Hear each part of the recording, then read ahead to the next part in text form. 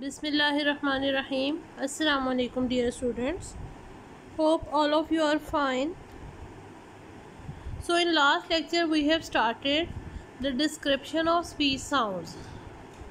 To describe the speech sounds we have divided the speech into two broader categories, consonants and vowels.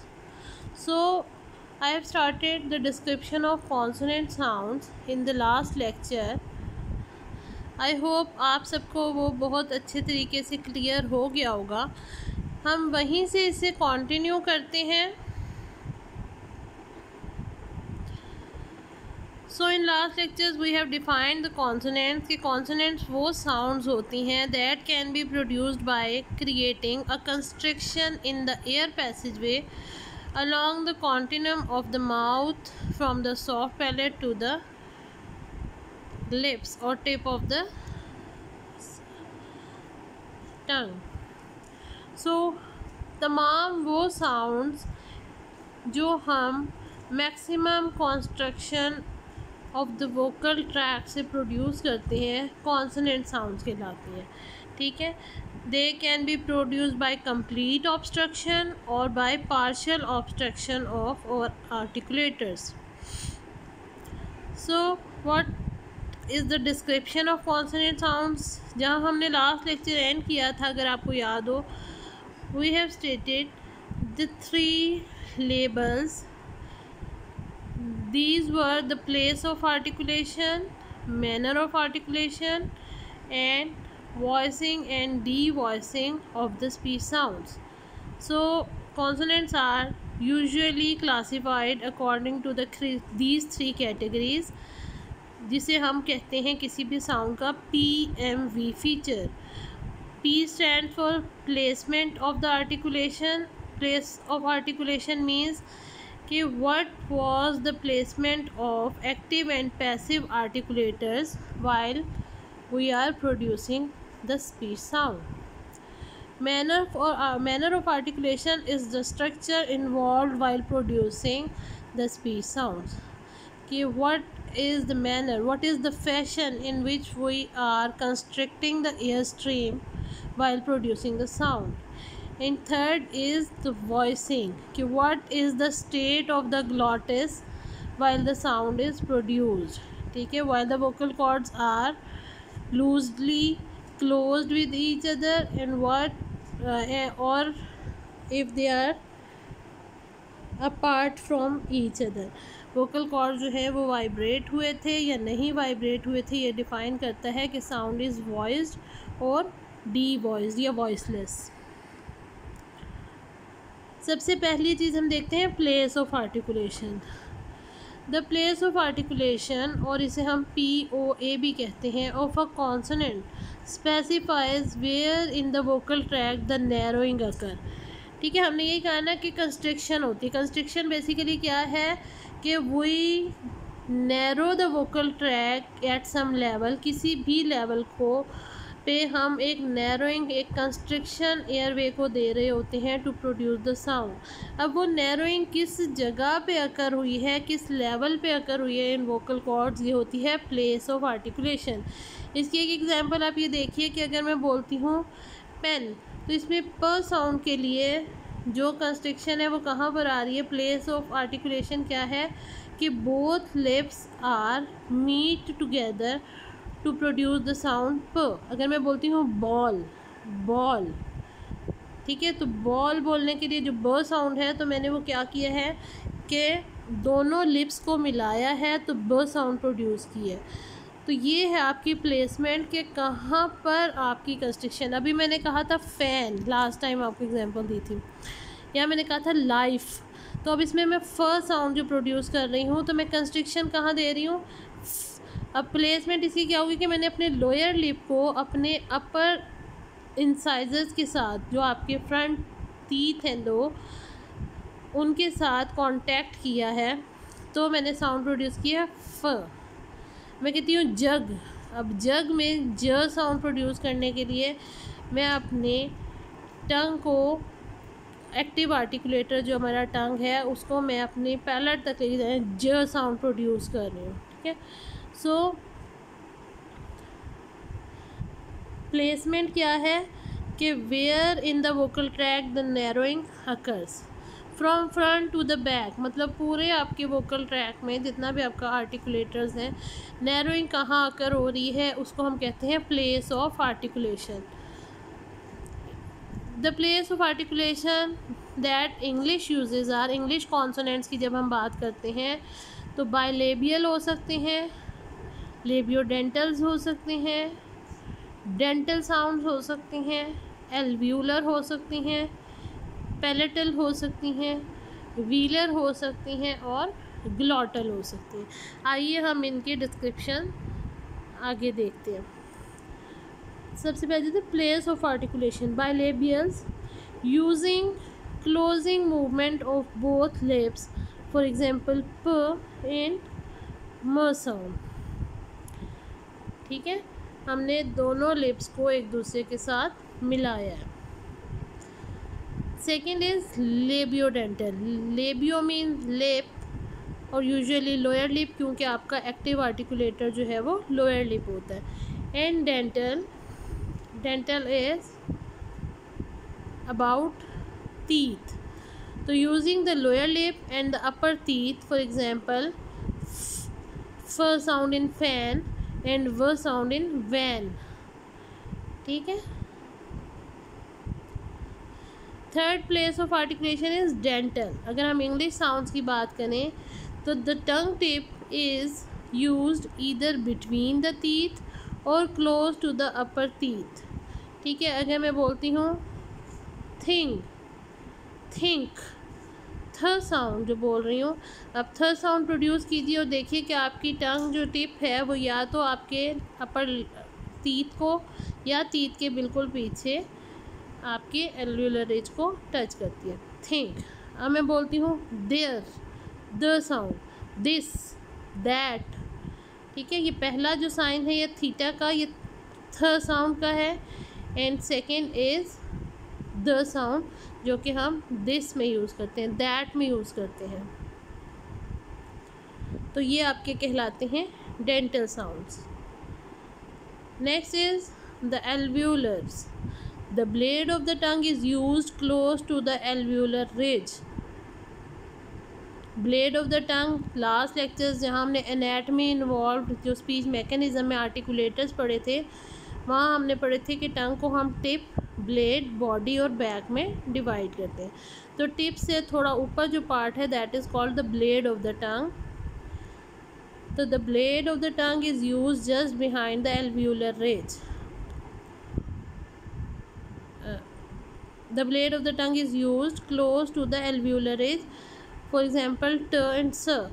For example, मैं बोलती हूँ sing, sing, spoon। तो आप देखिए कि blade कहाँ लग रही है, एल्व्यूलर रिज पर, स साउंड में। या हम कहते हैं टॉफ़ी, टॉफ़ी। तो आपकी blade of the tongue is raised towards the alveolar ridge in ट sound, for example. Next is the palato-alveolar. The blade or tip of the tongue is used just behind the alveolar ridge. Alveolar ridge के बिल्कुल पीछे palette पर लगती है। ठीक है। For example, chair. First sound is ch sound, chair. And second symbol is for j sound. अगर मैं कहती हूँ jug, jug, तो आप बोलिए मेरे साथ और कीजिए कि what where the contact of two articulators active and passive is taking place. जहाँ पर ये कॉन्टैक्ट एक दूसरे से कर रहे हैं वो बेसिकली आपकी प्लेस ऑफ आर्टिकुलेशन कहलाती है। Then comes the palatal sounds. The front of the tongue is raised close to the palate. For example य, मैं बोलती हूँ यस, यस। ठीक है, ये जो ज का सिंबल है दैट इज़ फॉर य साउंड, यस, य साउंड, यह है पैलेटल। देन है व्हीलर साउंड्स। व्हीलर साउंड्स व्हीलम से निकला है, व्हीलम हम कहते हैं सॉफ्ट पैलेट को। The back of the tongue is used against the soft palate.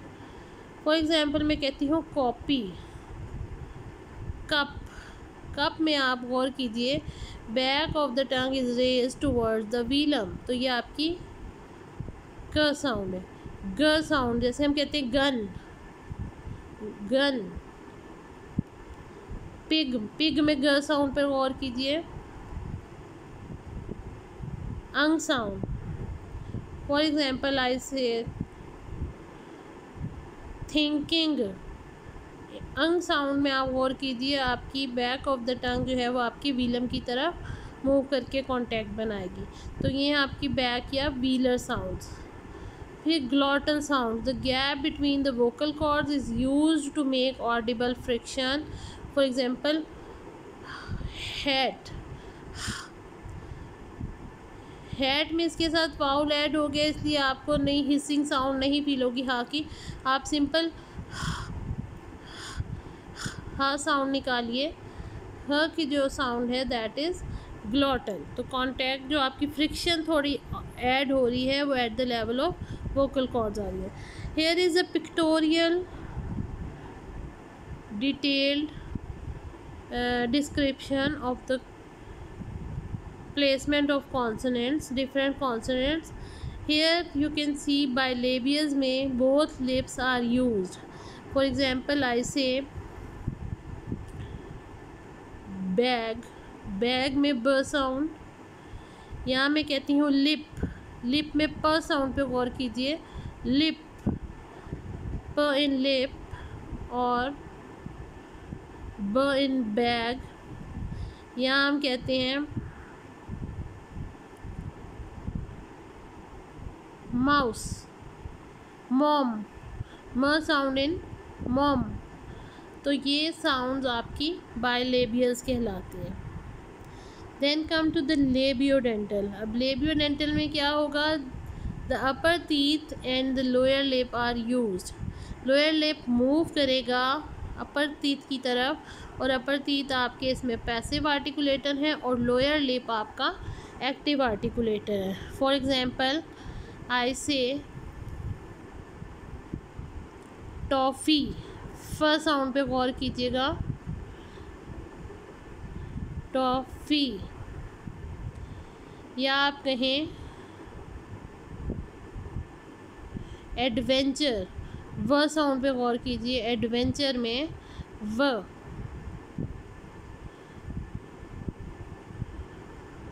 तो ये आपके फ और व are labiodentals. Now come to the dental sounds. The tongue tip is touched to the upper teeth. जैसे मैंने कहा था अभी, हाथ, हाथ, हाथी, ठीक है, थ साउंड।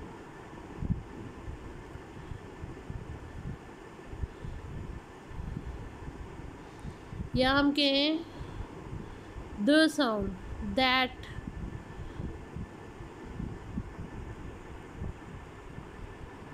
ये लेटरल व्यू है आपकी ओरल कैविटी का। I hope you are understanding this. Now come to the alveolars. Alveolars में आपकी टंग ब्लेड या टंग टिप जो है वो आपके एल्व्यूलर रिज को टच कर रही है, ठीक है। जैसे हमने कहा टाइगर, ट इन टाइगर। ये आप टंग क्लिक करके देखते हैं तो जहाँ टंग आपकी लगती है that is alveolar ridge. Palato alveolars. For example I said ship, shoe, ठीक है, श साउंड।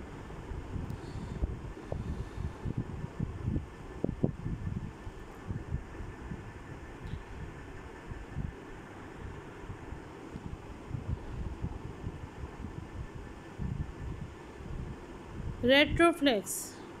अब र साउंड, अगर मैं कहती हूँ रेल, मैं कहती हूँ रेल, रैबिट, तो रेट्रोफ्लेक्स में there are different places of articulation. Tongue tip जो है वो रिवर्स होती है, रेट्रोफ्लेक्स होती है towards the roof of the mouth. Then are the palatal sounds.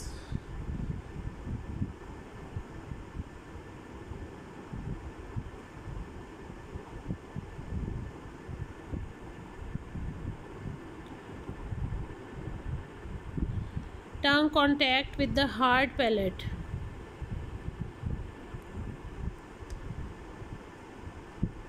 Next are the velars. Hard palate के पीछे आपकी सॉफ्ट पैलेट पर जाके back of the tongue contact करेगी तो आपकी व्हीलर साउंड प्रोड्यूस करते हैं. For example glass. ग्लास में ग साउंड पर गौर कीजिए. Glass. Egg. Kite.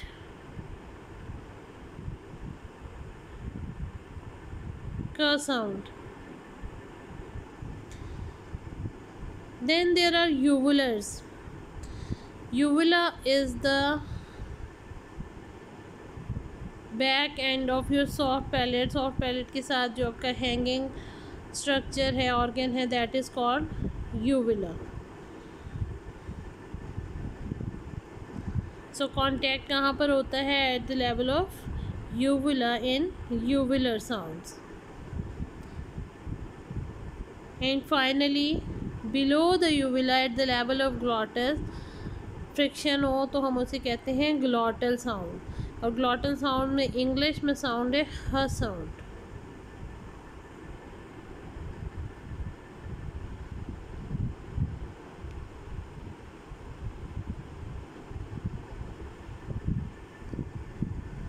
यूविलर sound usually आपकी at the level of uvula होती हैं. और जैसे आपकी ग साउंड है, ठीक है, आ या हा हल्की जो आप निकालते हैं अरेबिक का या उर्दू का ग साउंड है, यह आपकी यूलर साउंड है. गुब्बारा. गुब्बारा आप करके देखिएगा तो आपको फील होगा कि आपके वीलम से भी पीछे कांटेक्ट होता है at the level of uvula. Second category या सेकेंड जो क्राइटेरिया है आपके साउंड डिस्क्रिप्शन का हमने पढ़ा, that is manner of articulation, कि किस मैनर में हम एयर स्ट्रीम को कंस्ट्रक्ट करते हैं. Speech sounds also very in the way the air stream is affected as it flows from the lungs up and out of the mouth and nose. It may be blocked और partially be blocked. ठीक है, या total हमने कहा है closure होता है या पार्शियल क्लोयर होता है. It refers to this as the manner of articulation, the process by which the moving column of air is shaped called the manner of articulation. The manner of articulation in English is described according to the following features. There can be stops, fricatives, approximants, affricates or laterals.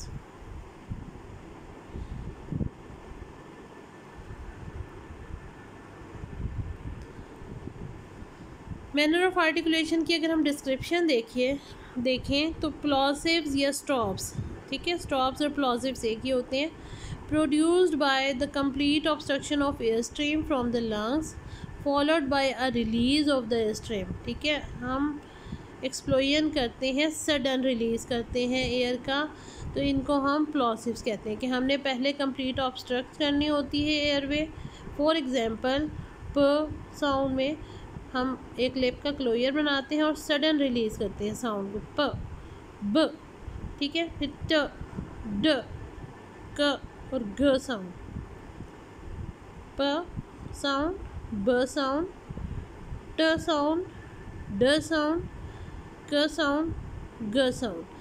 मैं आपको ये बोल के इसलिए बता रही हूँ ताकि आपको साउंड और सिंबल की एसोसिएशन हो जाए. ये IPA के सिंबल्स जो हैं, जो एक साउंड के लिए यूज़ होते हैं, वो आपको थोड़े से एग्जांपल्स भी आपको इसके साथ दे रही हूँ. ये आप राइट डाउन करते जाइए कि कौन सी एग्जांपल किस साउंड को रिप्रेजेंट कर रही है। तो ये हमारे सब प्लॉजिव्स में आते हैं। Then nasal, produced by the release of the air through the nasal cavity, such as म साउंड, म इन मैंगो, न साउंड इन निब, ठीक है, एंड अंग साउंड फॉर एग्जाम्पल इन अंगूर, फॉर एग्जाम्पल इन ईटिंग, ठीक है।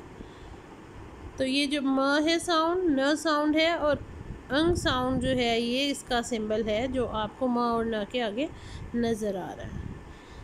Next is the fricatives, produced by release of a friction like noise created by the airstream escaping through a variant of narrow gaps in the mouth, ठीक है। अब fricatives में क्या होता है कि we release the air with a friction, हम contact में आते हैं। फॉर एग्जांपल हम कहते हैं, ठीक है, ये सस्टेनेबल साउंड है। ब हमने एक सडन रिलीज़ कर दिया, हम उसको सस्टेन नहीं कर सकते, हम प्रोलॉन्ग नहीं कर सकते प साउंड को, ब साउंड को। हम उसको वाउल लगा के पा बना सकते हैं। प एक दफ़ा बोल दिया, इसको हम प्रोलॉन्ग नहीं कर सकते, ये हमने सडन रिलीज़ किया था। लेकिन अगर मैं कहती हूँ या ये क्या है, हम एक फ्रिक्शन से एयर रिलीज़ कर रहे हैं, इसे हम सस्टेन कर सकते हैं, ठीक है, हम इसे प्रोलॉन्ग कर सकते हैं। हम इसमें एयर से एस्केप करते हैं कि हम नैरो गैप्स बनाते हैं माउथ में। द, ये सारी फ व थ द ज श य ह, ठीक है, इन सब साउंड्स को हम फ्रिकेटिव्स कहते हैं जिनमें फ्रिक्शन होती है। Next are the lateral approximants, produced by the obstruction of the airstream at a point along the center of the oral tract with incomplete closure between one or both sides of the tongue and the roof of the tongue.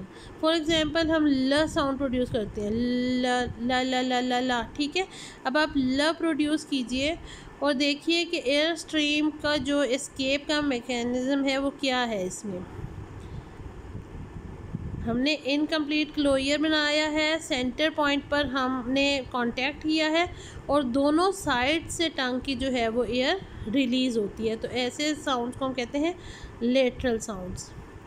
अप्रॉक्सीमेट्स, produced by proximity of two articulators without turbulence. Turbulence means के hard movement या कोई friction like noise नहीं होता। व sound, र sound, for example मैं बोलती हूँ वर्ड में जो वो साउंड आ रही है, र साउंड आ रही है या य साउंड आ रही है, यस, ठीक है, इसमें फ्रिक्शन नहीं होती। क्लोज प्रॉक्सिमिटी तो होती है बट इसमें फ्रिक्शन या बहुत ज़्यादा कंस्ट्रिक्शन नहीं आती, वाउल लाइक क्वालिटीज़ होती हैं इनकी। Then come affricates. Affricates are produced by involving more than one of these manners of articulations, ठीक है। बेसिकली एफ्रिकेट्स वो होते हैं जो स्टार्ट हम करते हैं एज फ्रिकेटिव्स बट ख़त्म करते हैं एज प्लॉजिव साउंड्स, कि हमने फ्रिक्शन की उसमें और फिर उसको एक sudden release of the air stream दे दिया। Firstly produce the sounds in the alveolar ridge, then followed by और combined with fricative sound such as च साउंड और ज साउंड, ठीक है। हम कहते हैं चेन, वॉच, तो इसमें जो च साउंड आ रही है। यहाँ हम कहते हैं जिंजर, ठीक है, इसमें जो ज साउंड आ रही है वो है आपके एफ्रिकेट, च और ज sound. Third aspect of sound description is voicing. The vocal folds may be held against each other at just the right tension so that the air flowing past them from the lungs will cause them to vibrate against each other. ये बात हम बहुत दफ़ा कर चुके, हमने phonation में भी ये बात की कि वोकल कॉर्ड जो हैं वो एंटीरियरली थायराइड के साथ अटैच हैं, पोस्टीरियरली एरेटनॉइड के साथ। दरमियान में ये लूजली अटैच्ड होते हैं। They can move towards each other. अब जब ये एक दूसरे से, तो इनके दरमियान जो गैप बनता है उसको हम ग्लॉटिस कहते हैं। ठीक है, एडक्शन और एबडक्शन फेज़ होता है इसमें। जब भी एयर स्ट्रीम आती है वोकल कॉर्ड्स की तरफ तो वो उनको वाइब्रेट करती है। तो sounds which are made with vocal fold vibration are said to be voiced sounds. आप अपने ये थायराइड पर जब हाथ रखते हैं, आप अपने गले पर अपनी 2 फिंगर्स रखिए और आप साउंड प्रोड्यूस कीजिए, तो आपको वॉइस और वॉइसलेस में वाज़े फ्रिक्शन और फ्रिक्शनलेसनेस फील होगी। आप मतलब इसको टच करके फील कर सकते हैं। तो sounds that are made without vocal fold vibration are said to be voiceless sounds. तो इस बेस पर हम इसे वॉइस्ड या वॉइसलेस कहते हैं। अब अनवॉइस्ड साउंड्स कौन सी हैं? फ साउंड, क साउंड, प साउंड, स साउंड, ट साउंड, च साउंड, थ और श। ये अब आप देखें, फ एज इन फैट, का एज इन कम, प एज इन पिट, स एज इन सिप, ट एज इन टन, च एज इन चिन, थ एज इन थिक एंड श एज इन प्रेशर। जबकि वॉइस साउंड्स हैं व साउंड। अब ये एक दूसरे के कॉग्नेट्स हैं, वो 2 साउंड्स जो प्लेस और मैनर में सेम हो बट वॉइसिंग और डी वॉइसिंग में एक दूसरे से डिफ़र करती हों, उनको हम कहते हैं कॉग्नेट्स। ठीक है, ये पेयर्स हैं एक दूसरे के। फ जो है वो वॉइसलेस है और व जो है वो वॉइस्ड है। अब इनमें क्या फ़र्क है? फ भी लेबियोडेंटल है, व भी लेबियोडेंटल है। फ भी फ्रिकेटिव है, व भी फ्रिकेटिव है। डिफरेंस क्या है? फ जो है वो वॉइसलेस है, अनवॉइस्ड है, और वो साउंड वॉइस्ड है। सिमिलरली क एंड गर, ग एंड गम और क and come, both are velar sounds, both are stops or plosive sounds, but they differ in voicing and devoicing. So g voice sound है और क voiceless है। फिर आ जाता है pit and bit, b is voiced and p is voiceless. Both are plosive stops हैं दोनों, and both are bilabials. फ़र्क क्या है? सिर्फ कि वो voiced है और वो unvoiced है। फिर आ जाता है sip and zip, s sound is voiceless and z sound is voiced। दोनों जो है वो फ्रिकेटिव्स हैं और दोनों जो है वो एल्व्यूलर है। टन और डन, ट साउंड भी प्लॉसिव है, ड साउंड भी प्लॉसिव है। ठीक है, फ़र्क क्या है कि both are different in their voicing and devoicing. Chin and गिन,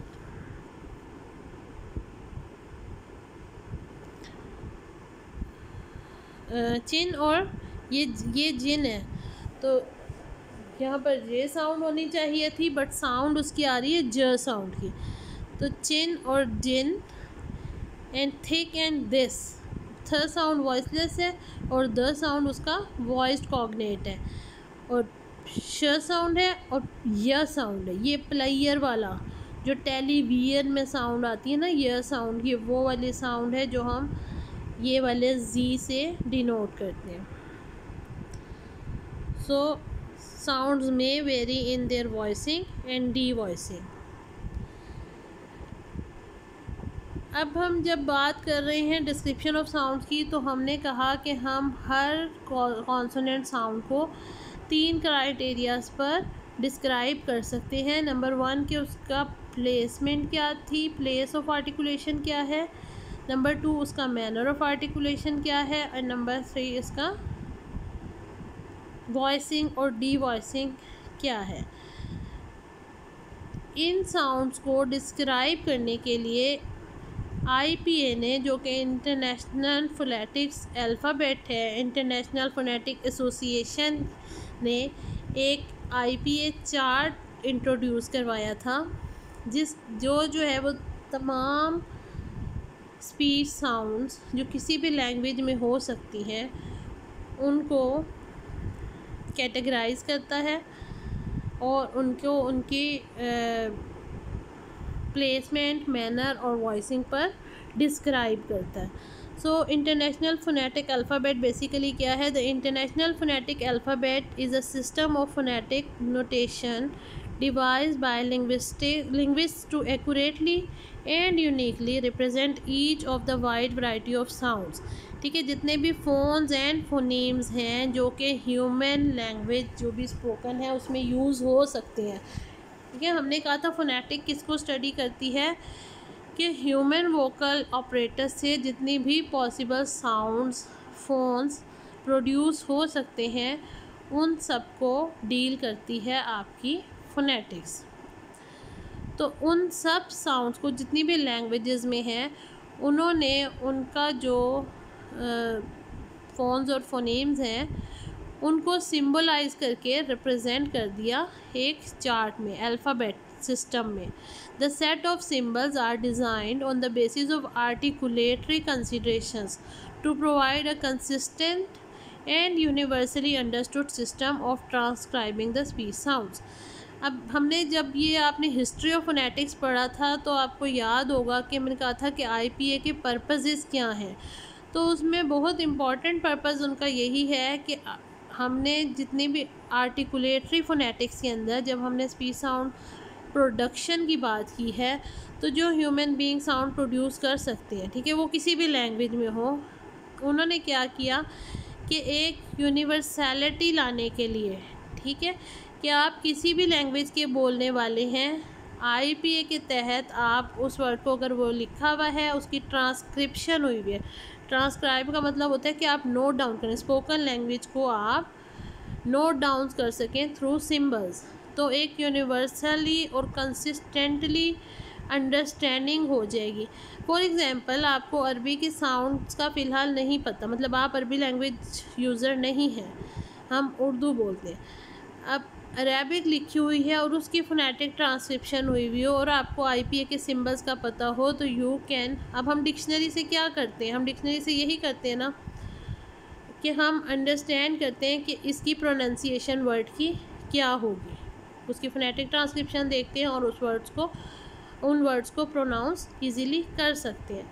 तो इंटरनेशनल फोनेटिक अल्फ़ाबेट्स का भी जो ये डिज़ाइन करने का अल्फ़ाबेट सिस्टम बेसिक पर्पस यही था कि एक यूनिवर्सल सिस्टम हो to transcribe the spoken words.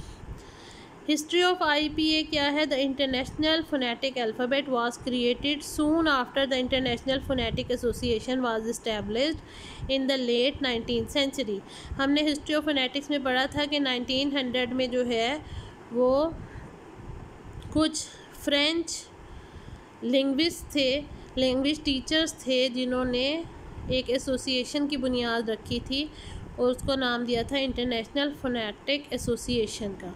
तो जब वो एसोसिएशन जो है वो इस्टेब्लिश हुई, उसके इस्टेब्लिश होने के फ़ौरन बाद ही international phonetic alphabets was introduced. It was intended as an international system of phonetic transcription for oral languages, originally for pedagogical purposes. तो बेसिकली इसका मकसद क्या था? टीचिंग ऑफ फॉरेन लैंग्वेजेस या teaching of other languages. The association was established in Paris in 1886 by French and British language teachers led by Paul Passy. The first published alphabet appears in Passy 1888 में।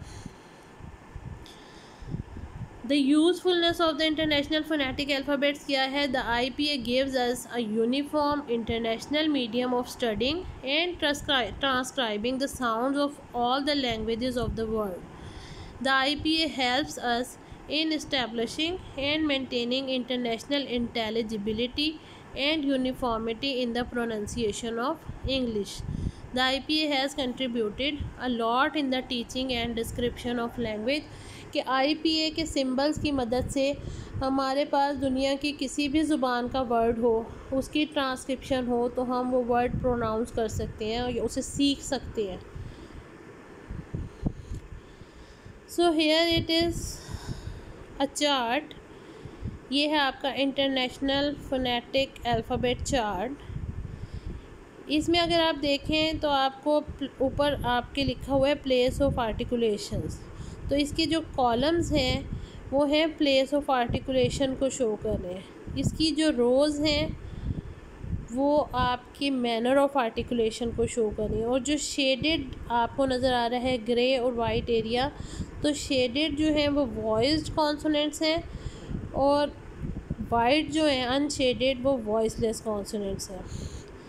तो different sound इसमें आपकी लिखी हुई हैं जिससे आप मैच कर सकते हैं कि साउंड्स किस कैटेगरी में आपकी फॉल कर रही हैं, और इसकी मदद से हम साउंड्स को कॉन्सोनेंट्स को इजीली डिस्क्राइब कर सकते हैं।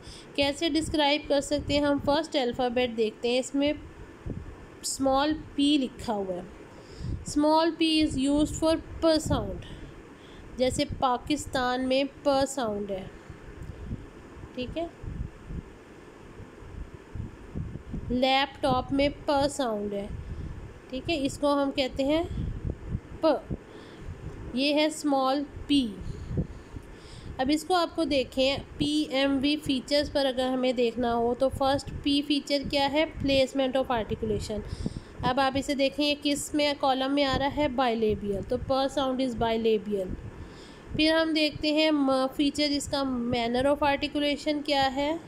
M फीचर वो है, पहले आप देखिए ये स्टॉप में आ रहा है। स्टॉप क्या है? आपके प्लॉजिव्स, तो हम कहेंगे कि प sound is bilabial plosive, and क्योंकि ये अनशेडेड में है तो हम इसे कहेंगे वॉइसलेस। तो ये है इसकी डिस्क्रिप्शन। तो सिमिलरली आप कोई भी साउंड इस चार्ट में से उठा के उसको फोनेटिकली डिस्क्राइब कर सकते हैं, फोनेटिक डिस्क्रिप्शन कर सकते हैं अकॉर्डिंग टू IPA कि ये साउंड कैसे, किस प्लेसमेंट से, किस मैनर से और किस वॉइसिंग से हम प्रोड्यूस करते हैं। सिमिलरली अगर मैं कहती हूँ बस, ठीक है, तो इसमें आपका पहला कॉन्सोनेंट क्या है? ब साउंड। अब ब साउंड को स्मॉल b से उन्होंने सिंबलाइज़ किया हुआ है। अब ब को हम देखें तो बाइलेबियल है। मैनर देखें इसका, फिर अगेन वो स्टॉप में आ रहा है, प्लॉजिव साउंड है, और क्योंकि शेडेड में है तो ये वॉइस्ड है। तो हम ये कह सकते हैं कि ब sound in bus is bilabial, stop and voiced consonant, ठीक है। तो हम स्टॉप्स में देखते हैं कौन कौन सी साउंड है हमारे पास। प और ब साउंड है, ट और ड साउंड है, और क और ग साउंड है, और अ साउंड है ग्लॉटल में। फ्रिकेटिव्स में हम देखते हैं फ साउंड है, व साउंड है, थ द है, स ज है, श य है, और ह साउंड है। मैं ये चार्ट आपके लिए इसलिए पढ़ रही हूँ कि आप इस पे बेशक आप इसके साथ इसकी एग्जांपल साथ साथ जो मैं बोल रही हूँ वो लिखते जाइए, और आगे मैंने एक चार्ट भी शायद डाला है, अभी हम आगे चलते हैं, जिसमें इसकी एग्जांपल्स भी मैंने लिख दी हैं ताकि आपको अगर सिंबल्स समझ ना आए ऑनलाइन लेक्चर्स के साथ, क्योंकि आपको ये वाइट बोर्ड पर या आपको पावर पॉइंट अगर सामने हो तो ज़्यादा शायद अच्छी समझ आती, बट फिर भी मैंने कोशिश की है कि आपको, मैंने बहुत एग्जांपल्स इस वक्त बोली, मैं कॉन्शियसली बोलना चाह रही हूँ कि आपको हर सिंबल के साथ एक एग्जांपल दूँ ताकि आपको उस साउंड का आइडिया हो जाए कि किसको सिंबलाइज कर रहा है। एफ्रिकेट्स में आपकी है च साउंड और ज साउंड। नेज़ल में है म साउंड, न साउंड और अंग साउंड। लेटरल अप्रॉक्सीमेट ल साउंड। रेट्रोफ्लेक्स र साउंड। एंड ग्लाइड्स में व साउंड और ज साउंड, व साउंड और य साउंड, ठीक है।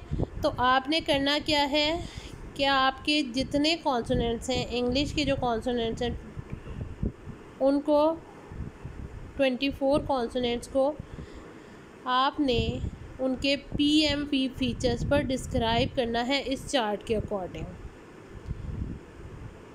ठीक है। अगेन मैं रिपीट कर रही हूँ, आपकी होम असाइनमेंट ये है कि आपने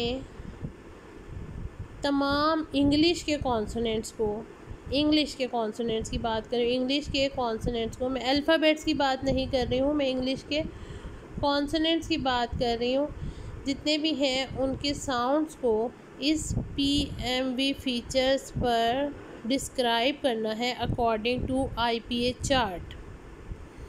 जैसे कि मैंने अभी आपको बताया कि मैं प साउंड उठाऊं तो फिर ये बाइलेबियल है, ये स्टॉप है और ये वॉइसलेस है। बस इस तरह से डिस्क्राइब करना है आपको, ठीक है। और उसके आगे आप इसकी एक एग्जांपल लिख दीजिएगा, जैसे मैंने कहा है प इन पेन या प इन लैपटॉप।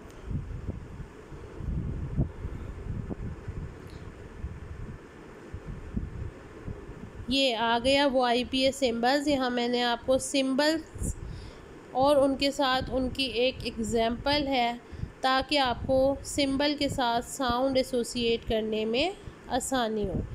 प इज़ फॉर पिट, ब इज़ फॉर बिट, ट इज़ फॉर टैब, ड इज़ फॉर डैब, क इज़ फॉर कैब, क, ठीक है। अब ये अगर आप CAR कार कहते हैं तो ये क साउंड जो है वो है स्मॉल के। ग इज़ फॉर गैब, फ इज़ फॉर फैन, व इज़ फॉर वैन, स इज़ फॉर सैड, ज इज़ फॉर जू, म इज़ फॉर मैन, न इज़ फॉर नॉट, ठीक है। ह साउंड एज इन हॉट, ला जैसे लैड में आ रहा है, रा रेड में, व वेड में, थ थॉट में, द देम में, शाय ये य साउंड है, ट्रायर, मयर, टेलीविजन, ठीक है। च फॉर चेयर, चाइम, ज फॉर जग, ज फॉर जैम। ये जो छोटा स्मॉल जे है दैट इज़ फॉर य साउंड, यम, यस। और लास्ट 24th इज़ अंग साउंड, जैसे इन सिंग।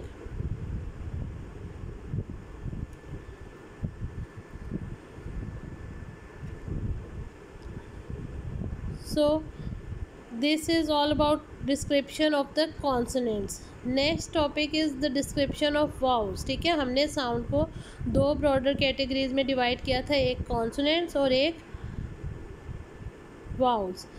कॉन्सोनेंट्स की डिस्क्रिप्शन कर ली हमने, कैसे करेंगे हम इन 3 पैरामीटर्स पर करेंगे कि कॉन्सोनेंट का प्लेसमेंट क्या है, कॉन्सोनेंट का मैनर क्या है, कॉन्सोनेंट वॉइस्ड है या डी वॉइस्ड है। नेक्स्ट हम करेंगे कि हम वाउ साउंड्स को कैसे डिस्क्राइब करते हैं अकॉर्डिंग टू फोनेटिक्स। तो हम इंग्लिश कॉन्सोनेंट्स को इंशाल्लाह नेक्स्ट लेक्चर में डिस्क्राइब करेंगे। So this was the description of consonants. तो एक part of description of speech sounds हमारा कवर होता है यहाँ पर। सेकंड पार्ट हम इंशाल्लाह नेक्स्ट लेक्चर में करेंगे। तब तक के लिए आज आपने अपनी ये एक्सरसाइज करनी है। आपने बेशक आप इसी IPA सिंबल्स का जो चार्ट है इसी को ले लें जिस पर इस वक्त मैं हूँ। आपने प ब ट ड उठाने और हर एक को IPA चार्ट के अकॉर्डिंग डिस्क्राइब करना है। इस असाइनमेंट को आपने अपने पास संभाल के रखना है। हो सकता है मैं ये असाइनमेंट आपकी जो है वो क्लासरूम पर डालूं और आपको इसे अपलोड करना हो, तो ठीक है, ये आपकी मैं चेक करूँगी। आपको इसको करके रखना है अपने पास। इंशाल्लाह नेक्स्ट लेक्चर में आपसे मुलाकात होगी। तब तक के लिए टेक केयर एंड अल्लाह हाफिज़।